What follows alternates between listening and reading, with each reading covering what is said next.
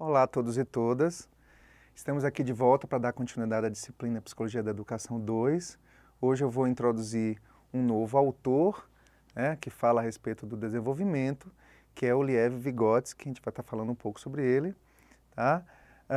Vygotsky, ele é um outro autor também bastante conhecido a respeito do desenvolvimento e no campo especificamente da psicologia, no Brasil e no mundo, ele ficou durante muito tempo esquecido, porque a sua obra aconteceu durante o início do século XX e durante muitos anos, por ele ter vivenciado ali na União Soviética, que estava no seu início, na Rússia, com todas as suas ideias marxistas, ele acabou, de certa forma, sendo esquecido de propósito para que as ideias marxistas, inclusive, que fazem parte da sua obra, não fossem ali um pretexto, a partir de alguns governos, mais especificamente de direita, como se fosse um pretexto de um estudo da obra de Karl Marx e por aí vai. Mas depois de um certo tempo, principalmente no Brasil, a partir da década de 1980, o pensamento do Vygotsky ele vai ser retomado, vai ser estudado e as suas contribuições vão ser aí incorporadas no plano da psicologia e também da educação como um todo. Bom, só falando um pouco a respeito da trajetória do Vygotsky, ele teve uma vida muito curta, ele só viveu apenas 37 anos, ele foi acometido por uma tuberculose já aos 20 e poucos anos, que fez com que o seu trabalho como pesquisador e também como psicólogo e educador, que ele estava atuando muito no campo da educação, também fosse, de certa forma, prejudicado. A teoria de Vygotsky, ela, apesar de já ter um bom tempo, boas décadas em que foi desenvolvida, ela tem uma grande força, principalmente no campo da educação, e é importante a gente estar considerando as suas reflexões. Então, nesse sentido, o Vygotsky, e existe muita comparação entre a teoria de Vygotsky e Piaget, porque são talvez os dois grandes autores ou pesquisadores que falam a respeito do desenvolvimento e são os mais estudados, principalmente hoje no Brasil. Vygotsky e Piaget analisaram as forças individuais e sociais em desenvolvimento. Ambos estavam ali relacionando o social e o individual. Vejam e se lembrem que o Piaget ele fala a respeito do desenvolvimento social, da interação social, mas não dá tanta ênfase nesse aspecto. É exatamente esse aspecto que Vygotsky vai focalizar, o aspecto social e interativo do processo de desenvolvimento, principalmente no âmbito da escola, que ele dá uma ênfase até maior do que Piaget, porque Piaget teve a sua teoria aplicada no campo da educação, enquanto Vygotsky, mas o Piaget ele não queria pensar a sua teoria de desenvolvimento para a educação apenas. Claro que não tem como você pensar em desenvolvimento e não pensar na educação, mas ele não tinha essa aplicabilidade imediata na sua teoria. O Vygotsky ele vai desenvolver as suas pesquisas muito fortemente no campo escolar e a aplicação da sua teoria no campo escolar é muito interessante e por isso ele é bastante estudado pelo campo dos educadores. E como eu falei, ele foca no social, dando ao aspecto social um papel específico ao desenvolvimento. Então ele vai colocar que os fenômenos psicológicos são sociais. Eles surgem a partir do desenvolvimento social da criança, principalmente. A gente vai estar explorando um pouco nessa aula de hoje o que é esse desenvolvimento social, o que é essa interação para Vygotsky, principalmente aplicado na escola. Então, a interação social ela vai desempenhar um papel fundamental no desenvolvimento da cognição, que é um papel que, inclusive, o Piaget ele não foca tão fortemente, que a gente vai ter nesse sentido em Vygotsky uma grande contribuição. Bom, Vygotsky tinha como preocupação central o que ele chamava, em várias obras dele, ele coloca esse termo, as funções psicológicas superiores, que são o que ele também chama de funções tipicamente humanas, que nos diferenciam dos animais. Então, quais seriam essas funções psicológicas? Quais seriam essas funções psicológicas superiores? É exatamente isso que o Vygotsky vai estar tentando desenvolver. Enquanto para os animais, as funções psíquicas, que não são superiores, apresentam apenas funções elementares, como reações automáticas, ações reflexas e associações simples, que têm origem nas suas espécies e estão relacionadas apenas às questões mais propriamente biológicas. É claro que existe uma série de estudos na atualidade que tentam fazer uma análise a respeito do comportamento animal e que, de certa forma, se contrariam a isso que o Vygotsky está falando, né? E pesquisas que falam sobre o desenvolvimento de certa forma até cognitivo, emocional e interativo dos animais, mas essas são pesquisas mais recentes, mas que também nos fazem pensar nesse sentido da relação ou do que são essas funções psicológicas superiores presentes apenas nos humanos. Mas isso é apenas uma reflexão, um parêntese, ok? Naquele momento não existiam essas pesquisas para o Vygotsky.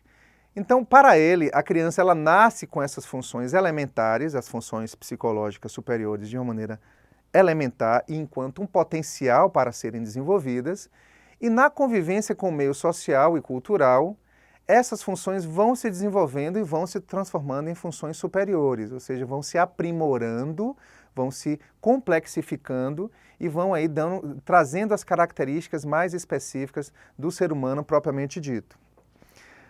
E o que é que seriam, de fato, essas funções psicológicas superiores para Vygotsky? Elas podem ser entendidas como mecanismos intencionais. O ser humano ele tem intenção em desenvolver essas funções. Ele tem a capacidade, ele tem o potencial e é com a interação social que essas capacidades vão sendo desenvolvidas. Além disso, além de serem intencionais, elas são conscientemente controladas e processos voluntários dão ao indivíduo a possibilidade de independência em relação às características do momento e espaço presente. Ou seja, ela é intencional, o sujeito tem vontade e é também consciente, até porque o Vygotsky ele não está falando em processos inconscientes. Ele não vai estar dialogando ali com as teorias de Freud nesse sentido que vocês estudaram na disciplina anterior, Psicologia da Educação 1. Então vai haver é o momento presente que ele está interessado, é o processo consciente, é o processo intencional e principalmente o processo que se dá nas relações. Essas funções que são superiores, que seriam aquelas mesmas que o Piaget fala, que é o pensamento, a cognição, o processo relacional, se originam nas relações entre os indivíduos humanos. Vejam que o Piaget o tempo todo vai estar falando sobre o social e sobre a interação, e se desenvolvem ao longo do processo de internalização das formas culturais de comportamento. Inclusive o Vygotsky ele destaca muito nesse sentido que o papel da educação, e não só na escola como também no meio familiar, é a internalização ou a apropriação das formas culturais, da tradição cultural que foi elaborada por uma determinada sociedade ou cultura, e isso precisa ser passado para essa criança, precisa ser passado para esse sujeito que está em processo de desenvolvimento. Então, ainda sobre as funções psicológicas superiores, o Vygotsky vai entender que o comportamento ele pode e deve ser entendido como determinado histórico e culturalmente. Ou seja, ele faz uma apropriação também da teoria marxista, no sentido de uma determinação do contexto social, histórico. Ele tenta trazer um pouco a teoria de Karl Marx para o campo da educação e para o campo do desenvolvimento, entendendo que hoje pode parecer que é óbvio no campo da educação que o conhecimento e o desenvolvimento têm uma relação forte com uma determinada história, determinada cultura, mas naquele momento ele causou uma grande revolução, tentando trazer esse elemento para o campo educacional. E o seu principal objetivo, a sua intenção, era entender de que forma o desenvolvimento natural, ou seja, biológico, que também faz parte do ser humano, se transformava em um desenvolvimento social.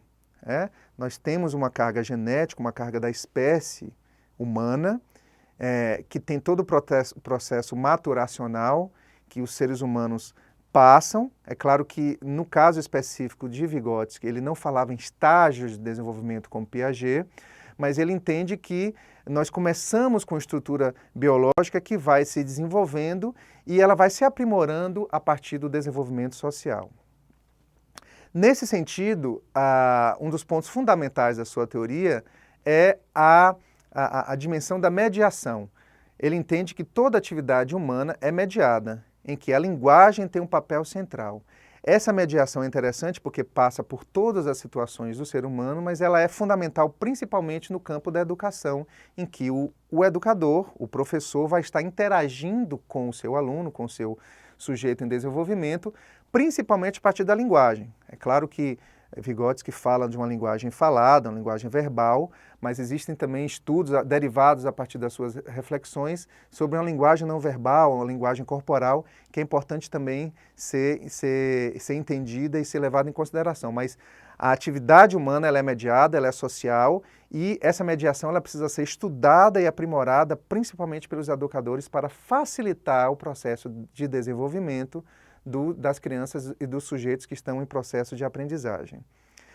E um outro elemento também que faz parte desse processo de mediação é o entendimento que o Vygotsky tinha do sujeito, né? Sujeito não em termos de estar sujeitado, mas aquele que se coloca para o processo de desenvolvimento, e está inserido no processo de conhecimento. O ser humano não vai ter acesso direto aos objetos, mas acesso mediado, através de recortes do real, operado pelos sistemas simbólicos de que dispõe. O principal sistema simbólico é a linguagem, mas existem também os outros sistemas simbólicos, que são os valores, que são as concepções que cada sociedade tem, e que nesse caso específico a criança em desenvolvimento vai ter que se apropriar e desenvolver a partir da sua subjetividade, a partir dessa dimensão que é objetiva, mas é ao mesmo tempo subjetiva. Vejam que é uma dimensão que é social, que seria mais objetiva, vamos dizer assim, e ao mesmo tempo uma dimensão subjetiva, que é o processo específico de cada criança no seu processo de desenvolvimento, ok?